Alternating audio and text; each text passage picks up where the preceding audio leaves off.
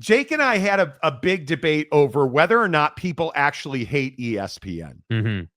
Do you think people hate ESPN? I definitely think there's a sector of people who hate ESPN. Yeah, I think ESPN is largely regarded as, the number one platform, but at the same time, people are burned out on the personalities of ESPN. The problem is there's not an alternative. So people are frustrated.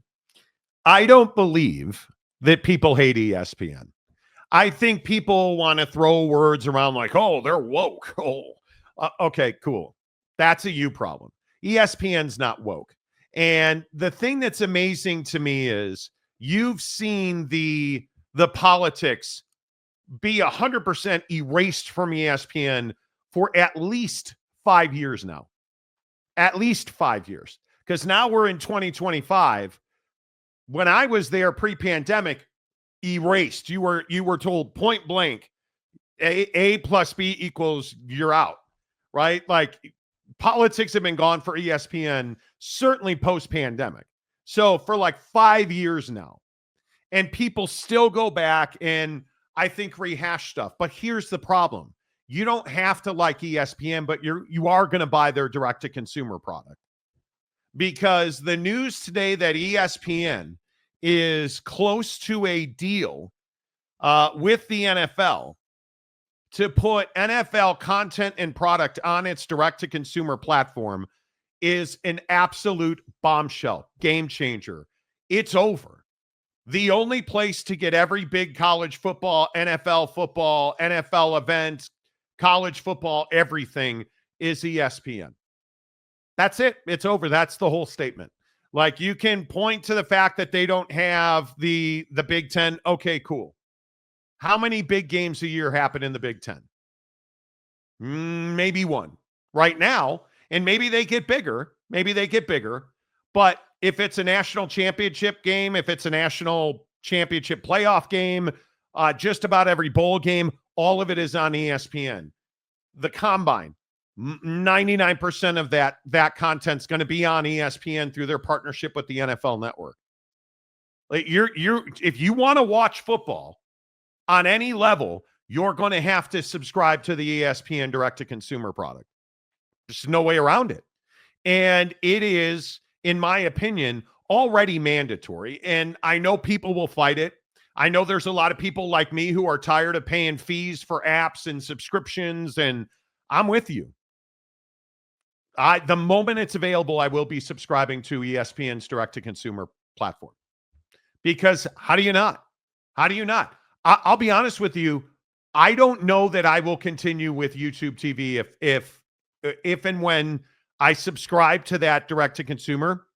I don't know that I'll continue with it. The only thing I get from YouTube TV is a Sunday ticket. You don't have to subscribe to YouTube TV to get it. So why would I? Because everything else I watch, I can get on the cock, right? Chicago PD, the cock. I want to watch ER, give me HBO Max, which I already get for free through Amex. Like, it's all there, right? It's Amazon Prime Video. Like, why do I need YouTube TV? I don't watch my local news. It sucks in Salt Lake City, frankly. So I don't watch the local news. Because it's garbage. What am I missing? What am I missing here? Because I don't think I'm missing anything.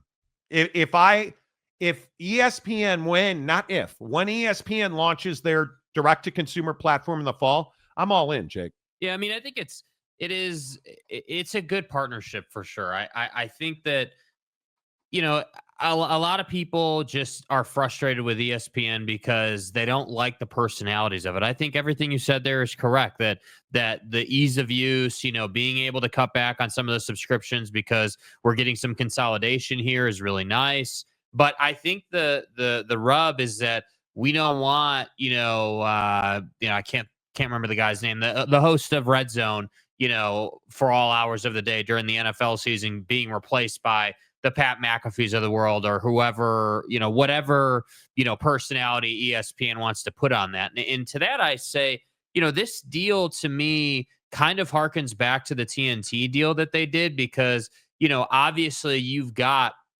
hockey and different basketball games and things like that, TNT programming, that's being put on ESPN. And I think that coverage has been pretty good. I'll be honest. Like, it looks good, sounds good, easy to watch. And I think my hope is that it's the same thing here, that ESPN wants it to be a thing where you don't have a choice but to subscribe to their DTC platform.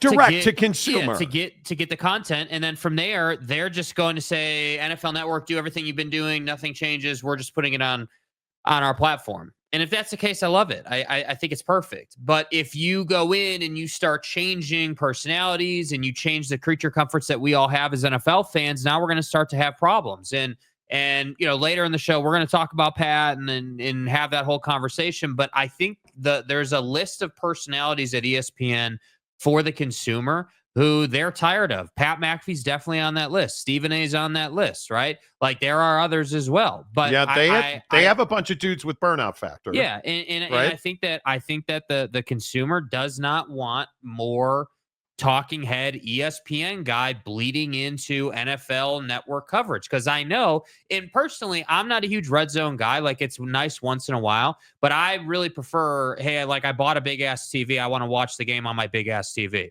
Right. Like, I'm not looking for like 8 boxes and, all the splits. That's just not me. But I know that a lot of people love Redzone and love the bouncing around and love to watch the game that way. So, but it may not be for you too, but if you go on social media and you see during the season and even now, people are pissed off at the prospect that NFL Redzone would change, or how it feels would change, or the person they're spending 7-8 hours with would change. No, I've seen that. I get it. The interesting part about ESPN right now is I think there's a lot of backlash in Bristol over Pat McAfee. He and I think this is a huge story. He apologized again today. Multiple apologies now. This time it was over this, and I don't even want to, I'm not going to say her name, or he essentially perpetuated a lie about a female student. And she threatened, I don't know that she ever filed suit, but she threatened to file suit against Pat McAfee, ABC, ESPN, and Disney, because Pat essentially perpetuated this online myth about this woman.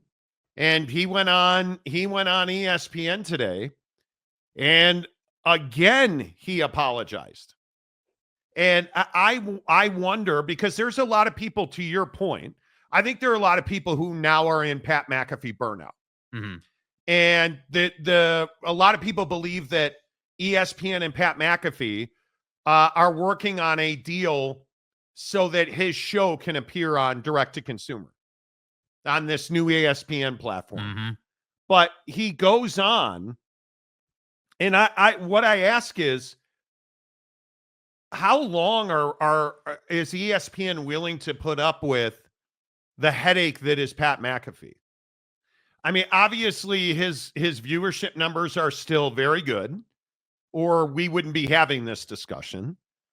I think he brings a different speed to College Game Day. There's no question about that. But it's stuff like this that you're seeing on the screen right now that has been far too pervasive at ESPN. He whether it's the Caitlin Clark thing, whether like all of these things he's had to apologize for. And now you're talking about going on your show and talking about how you caused pain and you never want to be the source of someone's pain. Do you watch your own show every day? Like, what do you mean you don't want to be the source of somebody's pain? This is not new. This is repeated. And I think ESPN has to be very careful with how they handle Pat McAfee going forward, because you can't tell me that he is less divisive than Stephen A. Smith. Not when he's issuing another apology. Yeah, and I think what makes that worse, because I agree with that, but I think what makes it worse is that Pat reaching into the younger generation makes it more divisive, right? Because I don't think that Screaming A. Smith is crushing it with 20-year-olds. I would agree with that. But I do know for a fact that the 20-something certainly knows who Pat McAfee is and probably from time to time tunes in. If not, obviously there's going to be some people who listen every day. So I just think that the problem here is that, like I said, people have anxiety or fear that ESPN is going to partner with the NFL more than they already do, obviously. And this direct-to-consumer platform is just going to turn into another outlet for ESPN to basically just parade their poster children around and ruin NFL Network coverage. And I think that that's a legitimate concern. I think that would he ruin NFL coverage? Yeah, well, he just would completely change it. The beautiful portion about Redzone right now is that it's just such a simple, straightforward, and most importantly, reliable product for football fans. You don't have to like it. Like I said, it's not my cup of tea. It's not how I enjoy watching football, but I know there are tons of you that love Redzone. And the problem is that Pat McAfee is just too, let's put it nicely, dynamic for that product. NFL Redzone is we're going to bounce around all these different games that are obviously, times in the game when one team is in the red zone, of course, and we're going to have fun with it. And it's simple, it's lighthearted, it doesn't feel like a big deal. It's safe, like, Scott Hansen. It's safe, right? Like you can have your 3-year-old around and you don't have to worry about curse word. So I get it. I understand it. But I guess I don't necessarily believe that ESPN's in it to change Redzone. I think ESPN is just in it to bolster this platform, but overall to bolster ESPN because yes, they've got obviously Monday Night Football, but they want more. But think about what they have.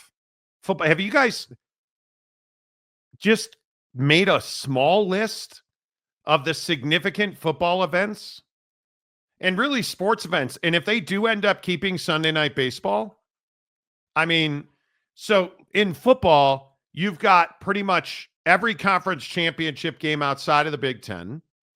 You've got Capital One Bowl Week, the entirety of the college football playoff. I mean, you've got everything. You've got the SEC, the Big 12, and the ACC. You've got the NFL. You've got Monday Night Football. You have every major football event. You've got the NFL playoffs. It's unbelievable how much football content they have. You look at the NBA. They're now back in the NHL business. Mm-hmm. They've got Sunday Night Baseball. Done a really good job of, by the way. I think they've done an excellent the NHL this stuff. Whip around style, NFL Red Zone style thing that they do. Fantastic. Yes. Right. Really good. They've got enough NHL because they don't have the Stanley Cup. Right. That's on TNT. But you essentially have everything. You've got every Caitlin Clark game you could want. Mm-hmm. You have to do it. When they launched that ESPN, it's called ESPN. That's the name of it. When they launch ESPN, I don't know how you can say you won't subscribe. There's just no way for you not to subscribe. It is, and you think about even like the UFC. The UFC pay-per-view will not be there. It will remain on ESPN Plus. And I think a lot of people don't understand this. The ESPN app that you have now, which is where ESPN Plus is housed and ESPN Live is housed, are separate than ESPN Direct to Consumer. It's a behemoth, man. And I think that that's the other part of it is like I would agree. I don't think that people fully understand how it's going to work and feel. I think that, like what's going to be on DTC, what's going to be on ESPN Plus, how is it, what am I going to have to pay for versus, or in addition to what I'd already be paying for the direct to consumer portion, with ESPN Plus. So I think there's a lot of questions there, but I just think at the root of it, dude, we as sports fans look forward to the NFL season all year long. And obviously we talk a ton of college football on this show, But the NFL is really what I look forward to. I look forward to we'll get to it obviously at some point, but the week 1 matchups this year in college football are incredible. Yep. But which is different than week 0.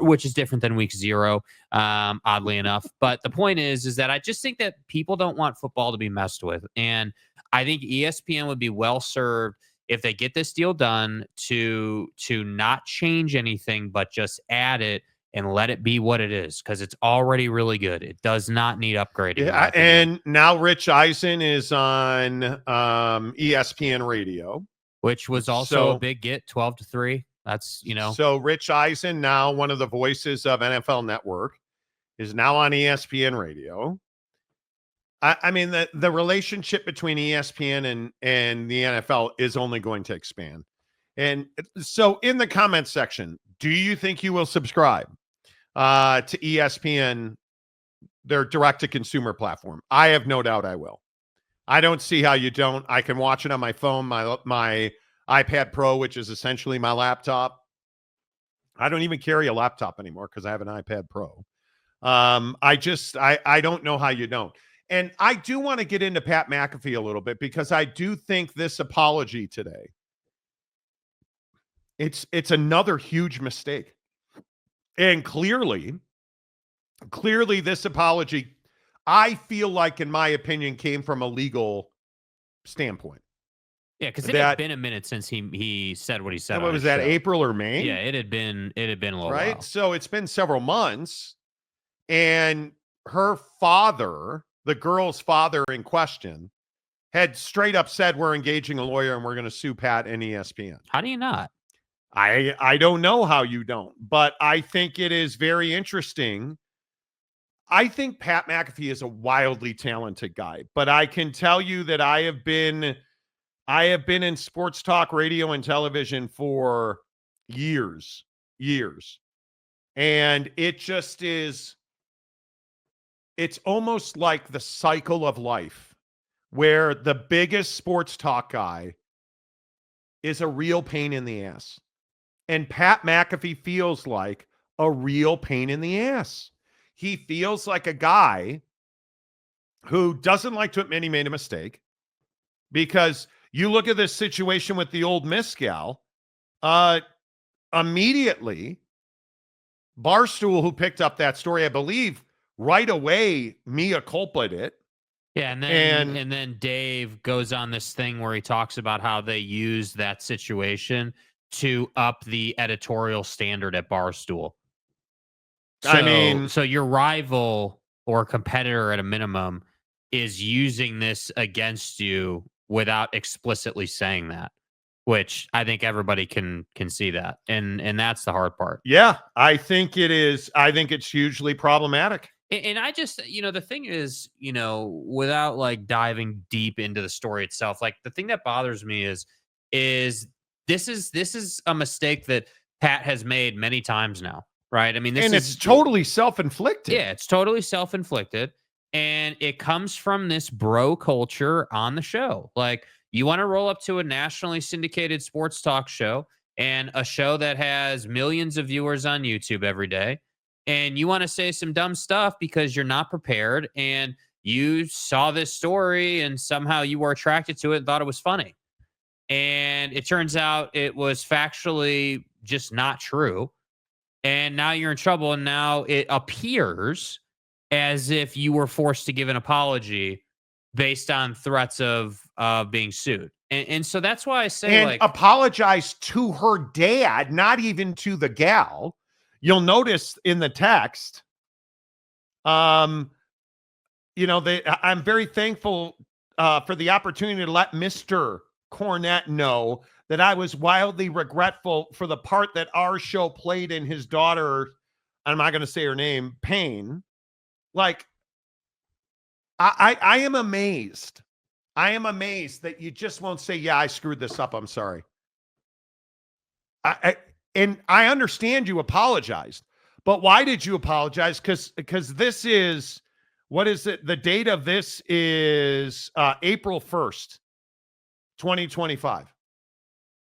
So 3-4 months ago now, and we're just getting around to an apology. which is crazy to me. I think Pat is wildly talented, but he, in my opinion, he's that guy that your phone's going to ring in the morning and you're going to be like, oh God, what did we do now? You're just waiting for the next bomb to go off, dude. And again, I can take his show. I watched his show for about 5 minutes today. He had Kyle Busch, the NASCAR driver, co-hosting the show. Out. I'm not interested in NASCAR on the day that most training camps open. Right. And yet I flip on Jim Rome today, and not because it's the Chicago Bears, but he's talking NFL. He's talking about the Chicago Bears. Right. I flip on sports radio in Cleveland, and they're all going crazy over this new Browns uniform. Mm-hmm. They're talking NFL. I turn on 710 ESPN in Los Angeles. They're talking Dodgers. Dodgers are playing. Shohei hit another home run. Boom, right on target. Understandable. Flip on the score in Chicago. And what do I get? Chicago Bears talk. Because I get leading into the Chicago Cubs game. Yeah, because the thing is, for sports talk, it is football season now. I mean, technically, Yes. for anybody who, I mean, even for us, like, we have a little more flexibility because we're our own thing.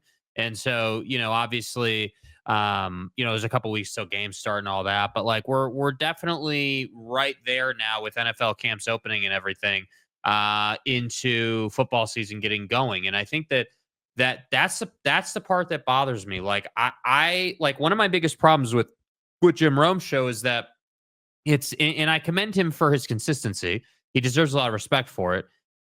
But the idea that it's 3 hours, on stream and on the radio, and every one of those shows essentially has two guests every single time, and to the point to where, most of the time I tune out while you're doing that interview unless it's somebody that I resonate with.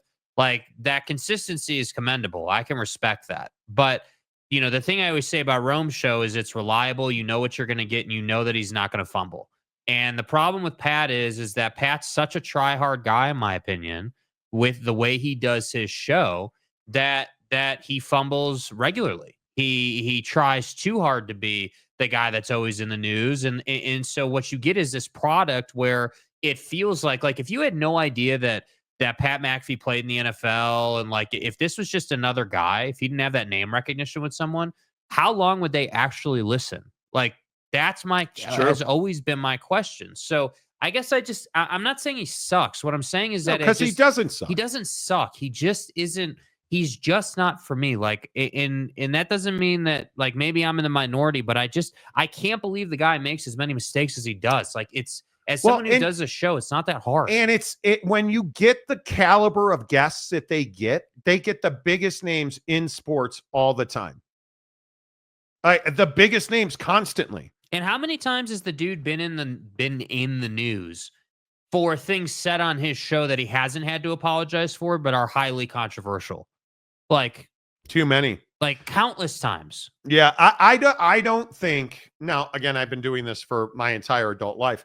I just don't think sports talk is that difficult. I think it is very formulaic. I think it's very rhythmic. When you're doing a show every day, you understand what you need.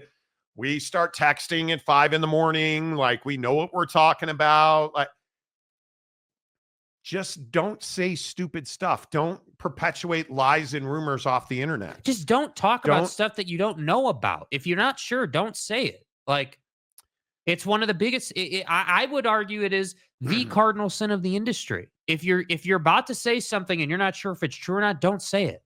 Like, say, yeah, I'm not sure. I don't know. But like, what Pat is in trouble here for, and I want to make this really clear, he perpetuated an online rumor about a gal at Ole Miss, and he played a role. It wasn't him singularly, but he played a role. And what was the story about? Sex, hot women in college, and every guy in the world jumped on it.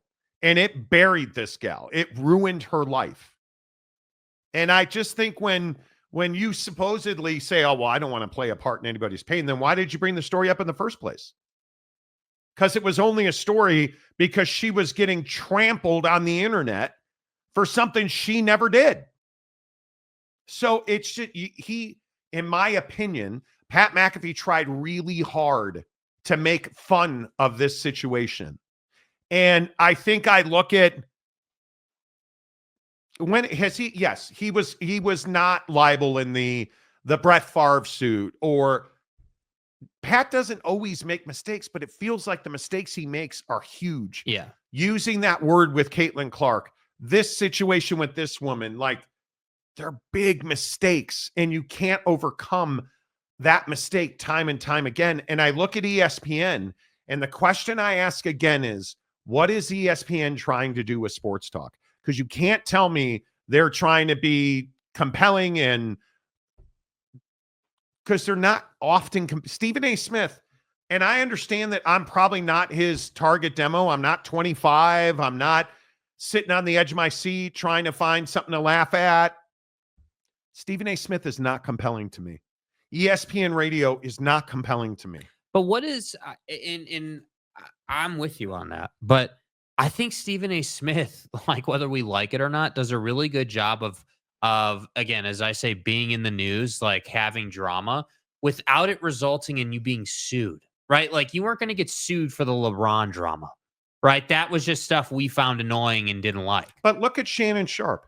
Shannon Sharp. Why would you hire Shannon Sharp? What about Shannon Sharp is compelling? Because I don't even think pre this girl, and did you guys see that Shannon Sharp settled with that woman? Mm-hmm. Settled. And then she made an announcement, I've closed my OnlyFans account. She got paid, right? But I ask, can Shannon Sharp work at ESPN anymore? The answer is no, and he should have never been there in the first place because he wasn't entertaining. There's not that guy, and maybe it's Mike Greenberg, Greeny. I find him entertaining on a certain level, but they don't do wildly entertaining. They don't do your garden. They want Colin Cowherd. They want Rich Eisen. Rich Eisen is paint drying. But he's an NFL name that everybody knows, so they're going to put him on, which is what I think, to your point, what Pat McAfee is. He is wild. He's out there. He's eccentric. The 19-year-old kid is going to love him. But at some point, you got to be able to talk about something other than football. Mm-hmm. And Pat really struggles with that. That's what I'm saying. Everyone just throws him into the talk show category. But I actually don't think that's what he really does. I think that the guy actually just shows up with his friends and his colleagues, and I'm assuming that most of his staff comes up with the topics, and he's not doing a ton of legwork because it's rare, in my opinion, that he's educated about the things he's talking about. I would agree. And the hard part is that that's how you get burned on some of this stuff. Like Pat's the guy that does the show, and then we'll go and do whatever else he's going to do after he leaves for the day, looks at Twitter, like just kind of keeps up with it. You know, they probably text about stuff. And then, you know, he gets in trouble when he starts talking about things he doesn't know about and that he saw on Twitter, but hasn't substantiated. And I just think that this is the problem for ESPN, man. Like, you brought on the guy that was the media darling at one point, but had no vision of, well, what does signing him to ESPN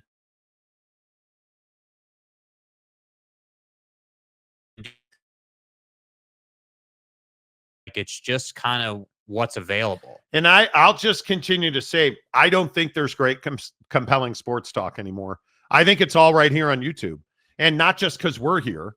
I mean, I'm not telling you by any stretch that we're some great show, because obviously we're pretty mediocre.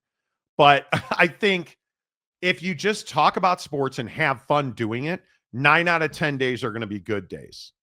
Are you going to say some stupid things occasionally? But I knock on wood, have never said anything stupid enough to get me sued. Yeah. And that's not an accident. You will never hear me go after somebody's personal life. Like, if it's Deshaun Watson, that's on the front page of every sports section. We're going to talk about it. If it is Pat McAfee, if it is, but when there's an internet rumor that a girl did this with a bunch of dudes and an older guy, and we don't know what happened there. We're not going to delve into that, right? Like, it's wild to me. So, all right, enough of us, more of you. Where are you guys at on ESPN? Are you a fan of ESPN? A, B, straight up, are you going to subscribe to ESPN's direct-to-consumer product?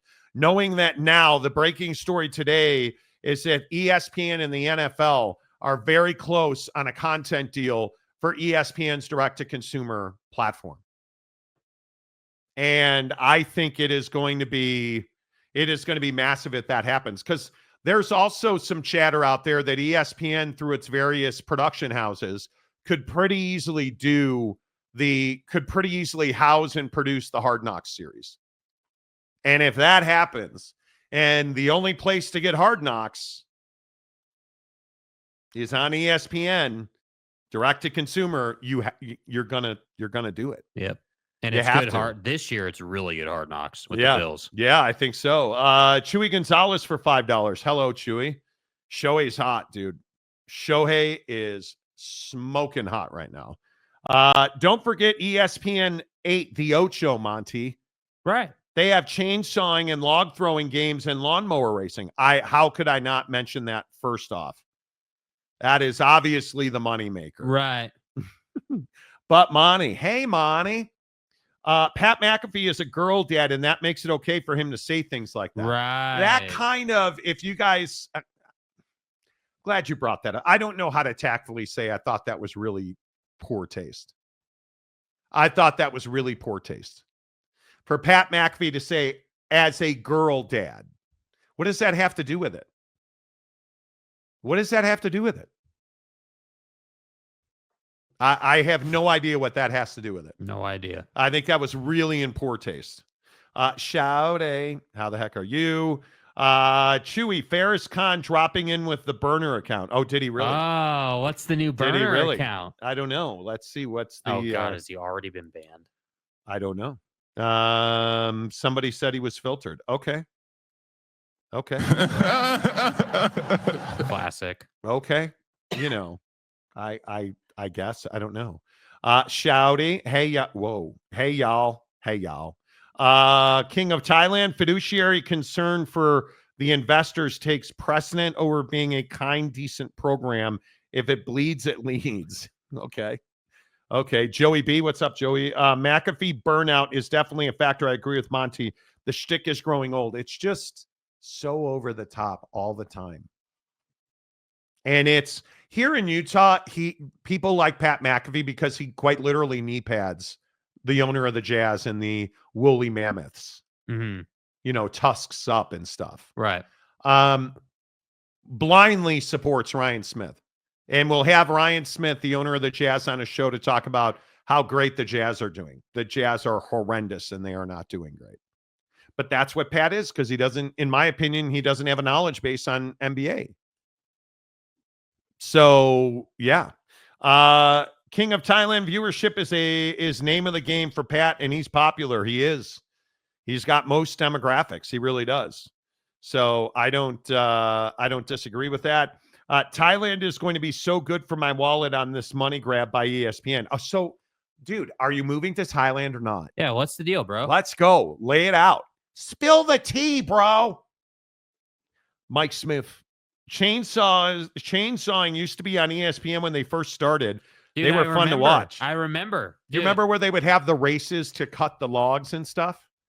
I mean, I'd win that race because the way I cut a log this morning was unbelievable. Right, dude. That's a poop joke. Right. That's a taking a dump joke. Mapes says Redzone was built for fantasy football. It was, and I think it's a smash hit. Smash hit, without a doubt. You really are moving to Thailand. I wasn't joking. Loner Phone is the king of Thailand, and he is now going to take his proper throne. My chain is all like caught up on. Are you all iced up under your shirt, dude? No, I wear a chain my wife gave me every day, and it's caught on a thread on my t-shirt, and it's making me crazy.